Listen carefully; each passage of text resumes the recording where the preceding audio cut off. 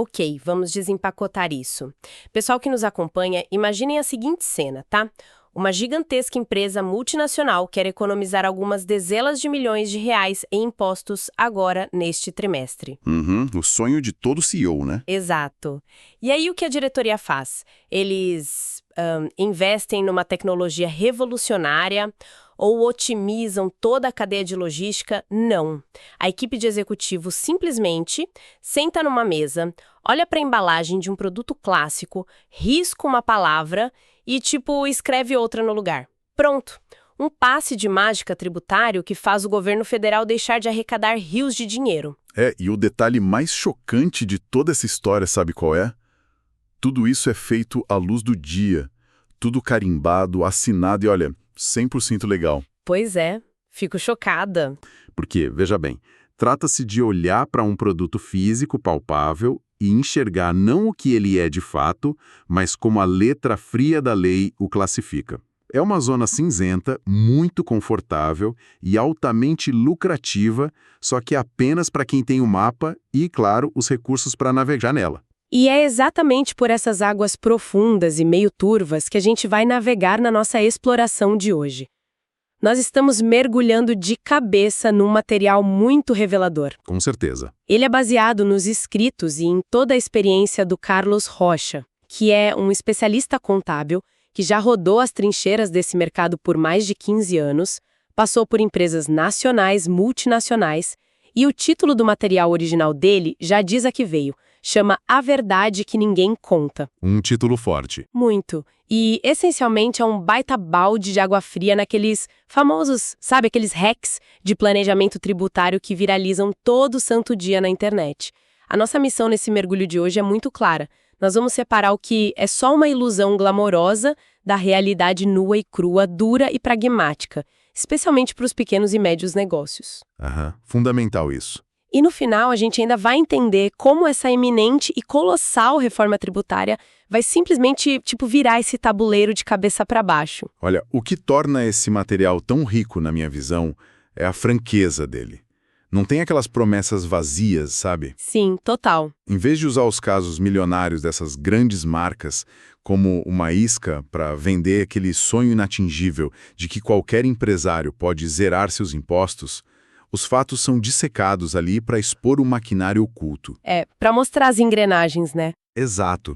A gente consegue enxergar com uma lupa o porquê de essas estratégias brilhantes de engenharia fiscal serem, na verdade, muralhas intransponíveis para a imensa maioria da economia real. Então vamos começar escancarando justamente essa isca, porque esses casos virais que a gente vê por aí são realmente de cair o queixo, né? Desafiam muito a nossa lógica de consumo. E o material cita uns exemplos assim monumentais. O primeiro e talvez o mais famoso do nosso varejo é o da Nivea. Clássico. Um caso bem clássico. A fabricante simplesmente transformou a histórica loção Nivea Milk de hidratante para desodorante. Aí quem tá ouvindo pensa, por que alguém faria isso?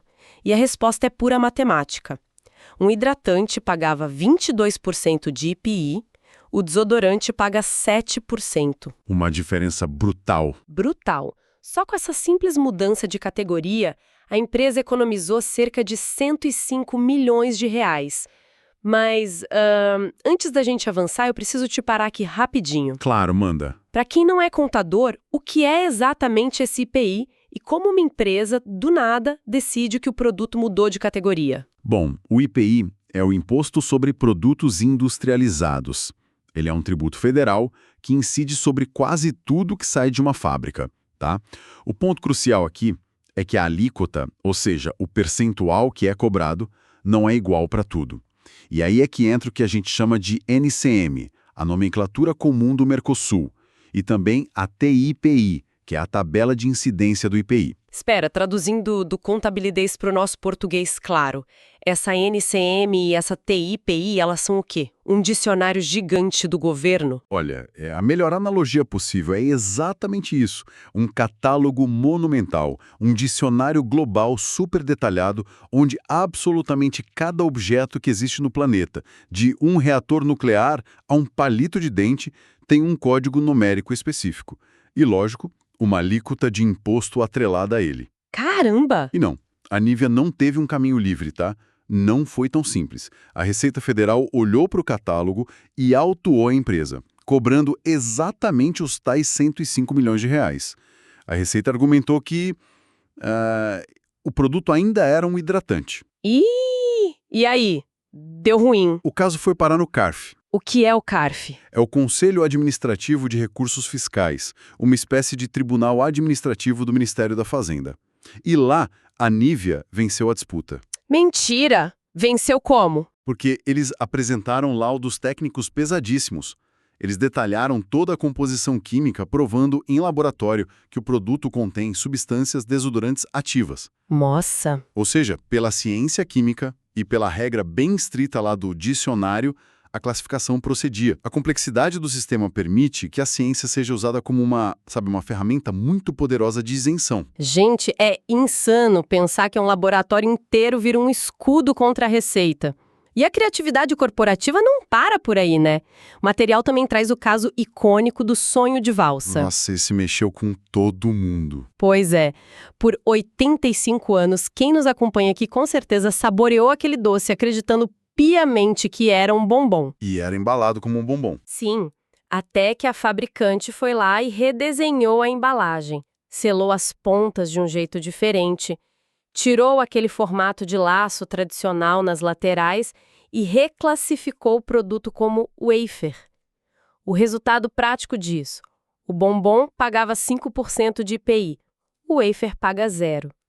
A Garoto fez a mesma coisa com o famoso Serenata de Amor. Sim. E mais recentemente, em 2023, a gente teve o caso do McDonald's, né? Eles tiraram a palavra sorvete de todos os letreiros e cardápios lá do Brasil e substituíram por sobremesa. E a receita mudou? Nem 1 grama. Mas as alíquotas simplesmente despencaram. E nesse caso específico do McDonald's, a mecânica jurídica já envolve outros impostos federais, não só o IPI. Envolve o PIS e a COFINS, que são contribuições sobre o faturamento da empresa. O enquadramento em leis bem específicas diferencia drasticamente a tributação de sorvetes para preparações alimentícias ou sobremesas lácteas. É uma exploração quase cirúrgica das brechas semânticas da nossa legislação. Para nossa audiência conseguir visualizar isso de um jeito bem prático, é como se, num restaurante self-service, alguém colocasse uma etiqueta de salada em cima de um cheeseburger duplo. Aham, boa. E aí, quando chega no caixa, a pessoa exige pagar o preço promocional do prato vegetariano. Só que nesse restaurante gigantesco que é o Brasil, o gerente olha para o prato, depois consulta aquele manual de regras com 1000 páginas e diz, bom, de fato tem uma folha de alface aqui no meio da carne, então tecnicamente, legalmente, isso é uma salada. Pode passar. É perfeito, a mecânica é exatamente essa. Mas peraí, se isso é legal, se está lá no dicionário de regras do jogo e já foi validado, eu, que sou, sei lá, dona de uma distribuidora pequena de bebidas ou de uma padaria, eu vou chegar amanhã na minha loja e imprimir uma etiqueta nova, mudar o nome do meu pão de queijo para biscoito de polvilho avançado e economizar meus milhares de reais. O que me impede? O gerente do restaurante vai me aprovar também, certo?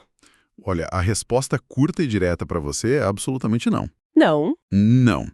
E aí que a gente chega no grande abismo que separa as gigantes multinacionais da nossa economia comum. O que os gurus da internet que ficam vendendo esses hacks omitem sistematicamente são os custos ocultos de implementação e, principalmente, a barreira de entrada para conseguir se defender do fisco. Entendi. Mas explica isso melhor pra gente. Qual é o tamanho dessa barreira na prática? É gigantesca.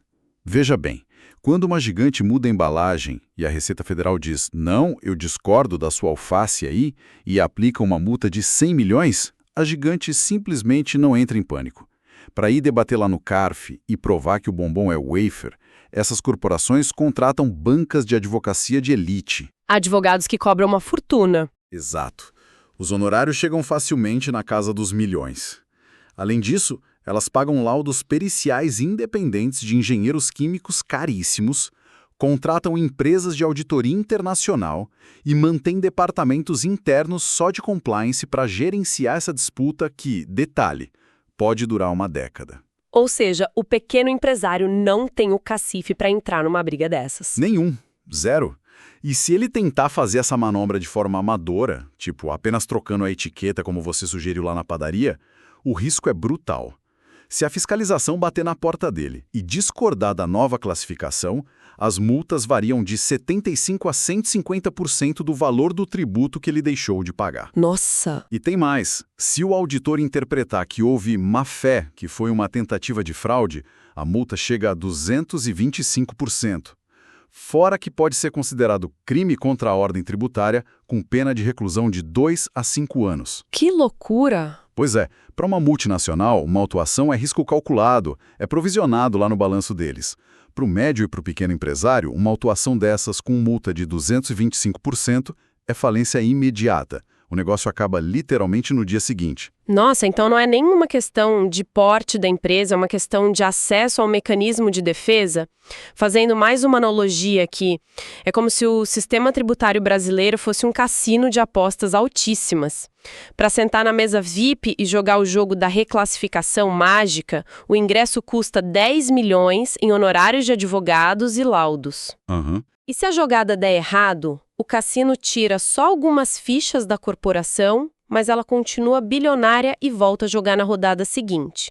Agora, o pequeno empresário está preso do lado de fora, jogando nas máquinas caça-níqueis, a casa foi programada para sempre ganhar lá fora. Se ele tentar trapacear a máquina com uma moeda falsa, os seguranças jogam ele na rua e tomam o negócio dele inteiro.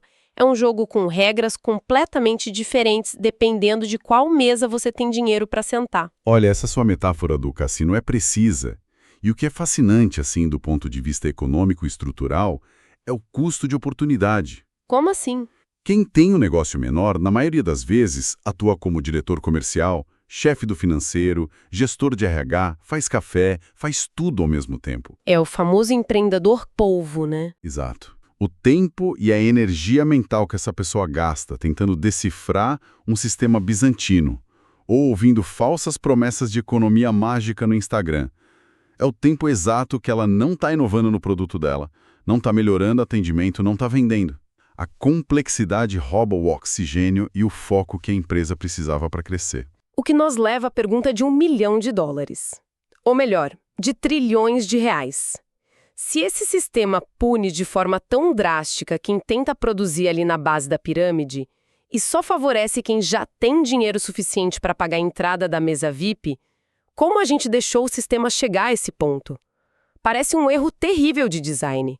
A quem interessa manter um cenário onde um bombom precisa contratar químicos para fingir que é um wafer? Então, esse é o ponto. Não é um erro de design. Não? Não.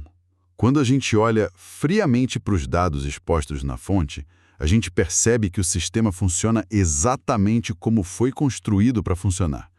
Para entender isso, basta olhar para o tamanho do buraco hoje e o Brasil tem o equivalente a 5,4 trilhões de reais travados no contencioso tributário. Espera aí, mais da metade do nosso PIB, travado. Travado. Todo esse dinheiro está preso em disputas administrativas e judiciais entre a Receita e quem paga impostos. Existe um ecossistema inteiro que não apenas sobrevive, mas prospera em cima dessa ineficiência. É o que a gente pode chamar de indústria da complexidade, certo? Escritórios gigantes, pareceristas, consultorias de risco de milhões. Eles lucram oferecendo o antídoto caríssimo para o veneno que o próprio sistema espalha. Exatamente. E é legal frisar que o material-fonte não está condenando moralmente as pessoas que trabalham nisso, não. Ele só escancara o incentivo estrutural que move essa roda. As alíquotas daquela tabela enorme que a gente citou, a TIP, elas não caem do céu e nem são definidas por acaso. Elas são fruto de um lobby setorial fortíssimo nos corredores de Brasília, liderado por entidades como a Confederação Nacional da Indústria, associações de fabricantes de alimentos, de cosméticos e várias outras. As grandes corporações não ficam só sentadas procurando brechas na lei, elas participam ativamente da formulação dessas leis. Ah, entendi. Elas pressionam o Congresso para criar enquadramentos que sejam sob medida para os setores delas. Perfeito. Elas ajudam a construir o labirinto e, que surpresa, sabem exatamente onde estão as saídas. E tem mais uma peça nesse quebra-cabeça, o fenômeno da porta giratória. O texto traz como é amplamente documentado o trânsito intenso entre o alto escalão público e o mercado privado. Como funciona isso? Ex-secretários da Receita Federal e ex-conselheiros do próprio CARF, o pessoal que julgava os casos ontem, frequentemente se tornam sócios das maiores bancas de advocacia tributária do país amanhã. Nossa! Bancas que faturam na casa das centenas de milhões por ano. Aí eles passam a defender os contribuintes milionários usando aquele conhecimento interno, muito íntimo, da estratégia de quem antes cobrava o imposto. Tudo isso ocorre dentro da legalidade, claro, mas demonstra de forma bem clínica quem detém as alavancas do poder. O documento lembra até um fato histórico muito pesado, a Operação Zelotes, lá de 2015. Ah, eu lembro de ouvir falar disso no jornal. Pois é, ela revelou esquemas de suposta compra de votos dentro do CARF, para perdoar dívidas bilionárias. Isso só mostra que as disputas de alto nível passam muito longe de serem um campo neutro e puramente técnico. Gente, olha, se a regra do jogo é escrita, é alterada e é julgada pelos maiores jogadores que estão sentados na mesa VIP, quem está na economia real nem sequer foi convidado para a festa. Está do lado de fora, no frio, apenas trabalhando para pagar a conta da bebida dos outros. É o retrato fiel das micro, pequenas e médias empresas, que, lembrando, compõem cerca de 93% das empresas ativas no Brasil. Enquanto esse alto escalão do corporativismo trava essas batalhas épicas no CARF sobre a classificação de um hidratante, o dono do mercadinho da esquina está lá desesperado com medo do sistema contábil travar ou de ter digitado um número errado na nota fiscal e tomar uma multa que vai levar o lucro do mês inteirinho dele. É uma loucura. Mas, pessoal, aqui é que a coisa fica realmente interessante. Opa! Porque esse nosso mergulho não estaria completo se ficasse apenas nesse fatalismo todo. Se 93% das empresas brasileiras não podem brincar de mudar o nome do produto no laboratório, qual é a rota de fuga real e pragmática para elas? Onde está a verdadeira economia de dinheiro? E o choque de realidade que o nosso material base traz agora é fascinante, porque ele diz basicamente que a salvação não está numa ideia olhuviana de sonegação legalizada, mas no bom e velho Excel. Precisamente. A defesa aqui, a tese central dele, é o pragmatismo absoluto. Para o médio empresário, o planejamento tributário que realmente funciona não começa no tribunal. Ele começa no básico, feito com rigor cirúrgico. E o autor divide isso em alguns pilares muito claros. O primeiro deles é a escolha anual do regime tributário. E como funciona isso na prática? Por que uma simples escolha de regime faz tanta diferença assim? Porque no Brasil, as empresas podem escolher basicamente entre Simples Nacional, lucro presumido e lucro real. E muitas, mas muitas mesmo, escolhem errado por pura inércia do contador ou desatenção. Imagine, por exemplo, uma empresa com faturamento alto, mas com uma margem de lucro muito apertadinha, bem pequena. E aí ela decide ficar no lucro presumido. Tá, e qual o problema? O problema é que ela vai pagar imposto sobre uma presunção de lucro que o governo inventou, que muitas vezes é maior do que o dinheiro que realmente sobrou no bolso dela no final do mês.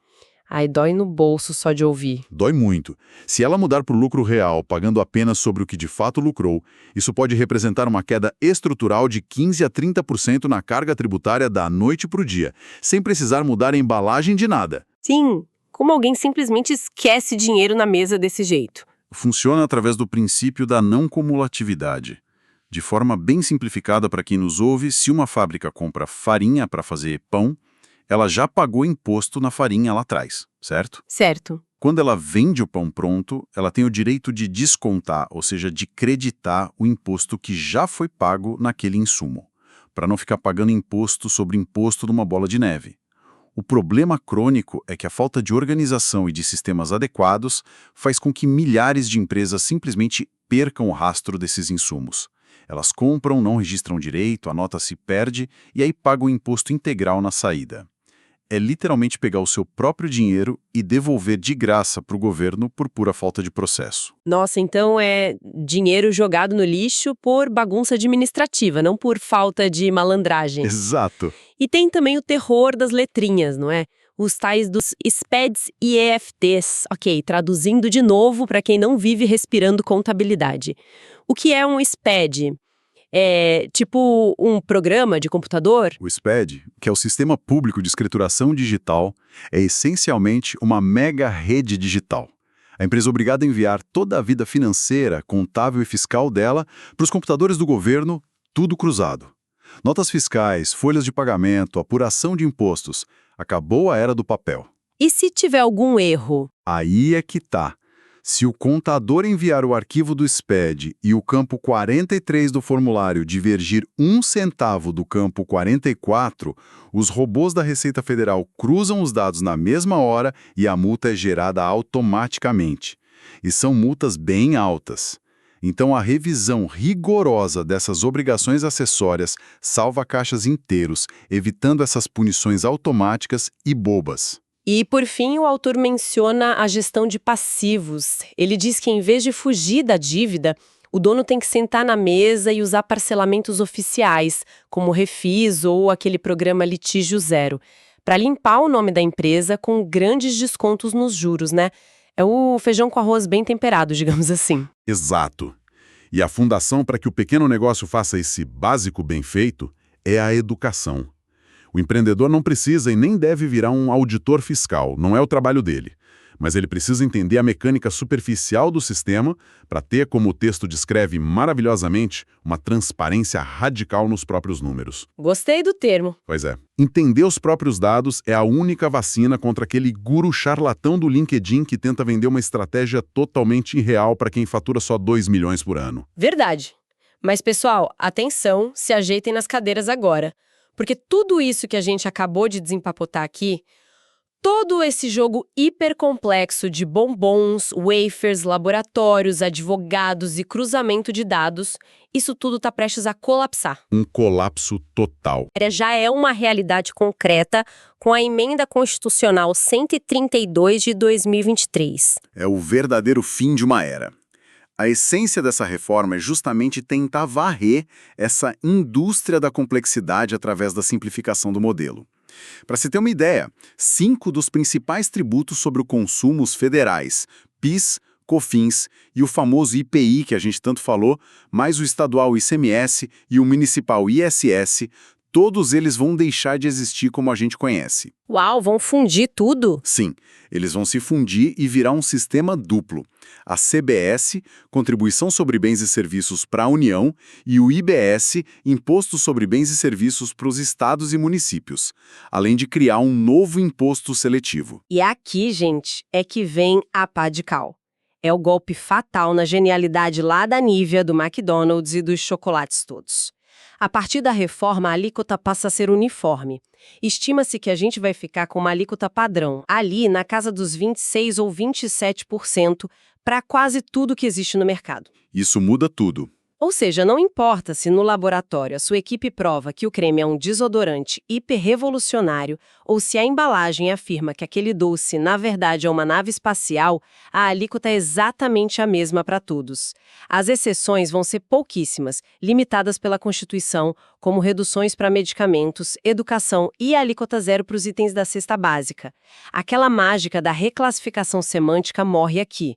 Não morre? Morre. Acabou. O jogo das definições perde quase todo o seu valor prático. A competição agora passa a ser baseada em fluxo de caixa e tecnologia pura, não mais em linguística. O crédito do imposto será muito mais amplo e não cumulativo de verdade, mas a forma de pagar vai mudar radicalmente. Há um mecanismo novo chamado Split Payment. Como é que funciona esse Split Payment? Pelo nome, parece coisa de maquininha de cartão de crédito. E é quase isso mesmo.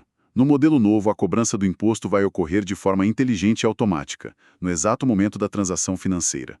Quando o cliente passar o cartão ali na loja ou fizer o Pix, o próprio sistema bancário já vai rachar o valor na hora. Eita, automático! Automático. A parte do dinheiro da empresa vai para a empresa e a parte do imposto já cai direto na conta do governo. Então, se os sistemas da empresa não estiverem impecáveis, o fluxo de dinheiro simplesmente trava na fonte. Você não pega mais aquele dinheiro e paga o imposto só no mês que vem, sabe? Entendi. Olha, ouvindo tudo isso, fica parecendo um cenário muito melhor e bem mais lógico para o país. Mas eu duvido muito, mas muito mesmo, que a indústria da complexidade, os mega escritórios e os lobistas vão simplesmente levantar as mãos e desistir e ir para casa. Ah, jamais. Se a reforma tira a complexidade do IPI, eles vão mudar o produto que estão vendendo. Qual vai ser a nova mina de ouro deles? A mina de ouro já tem nome e até prazo de validade. Chama-se período de transição. E o alerta máximo que a gente extrai dessa fonte é justamente este. O Brasil não vai simplesmente acordar num sistema novo, limpo e funcionando amanhã de manhã. Seria bom demais para ser verdade. Haverá um longo período de 7 anos, de 2026 até 2033, onde as empresas terão que operar os dois sistemas paralelamente, o monstro antigo e o sistema novo, coexistindo. E o alerta do autor é que muitos consultores já estão surfando pesadíssimo nessa onda de ansiedade corporativa. Eles estão espalhando pânico, vendendo o fim do mundo para conseguir empurrar guias definitivos de sobrevivência e consultorias caríssimas para empresas menores que talvez nem precisassem de tanto desespero assim. Ivel, como o mercado se adapta rápido, né? Que jornada absolutamente reveladora nós fizemos hoje. Nós começamos lá no topo, admirando aquela genialidade polêmica de como mudar a embalagem de um hidratante ou o fechamento do plástico de um chocolate conseguiu simplesmente apagar milhões em impostos. Nós vimos como essa mágica toda, na verdade, exige um ingresso caríssimo para o cassino VIP do CARF, sustentado por laudos e bancas de advogados milionários. Foi uma viagem e tanto. Sim. Navegamos pelos corredores de 5,4 trilhões de reais travados em disputas, entendendo de vez que a complexidade da lei não é um erro. Ela é um negócio muito lucrativo, mantido por lobbies fortíssimos. Mas depois, trouxemos a bola para o chão de fábrica, ali para o pequeno empresário. A gente descobriu que para ele a salvação nunca foi a malandragem, e sim o rigor do Excel, escolher o regime certo, organizar as notas fiscais e aproveitar os créditos com transparência. E culminamos aí no horizonte irreversível da reforma tributária, né? Onde esses velhos truques de classificação vão ser totalmente pulverizados por uma alíquota uniforme de ICBS e IBS.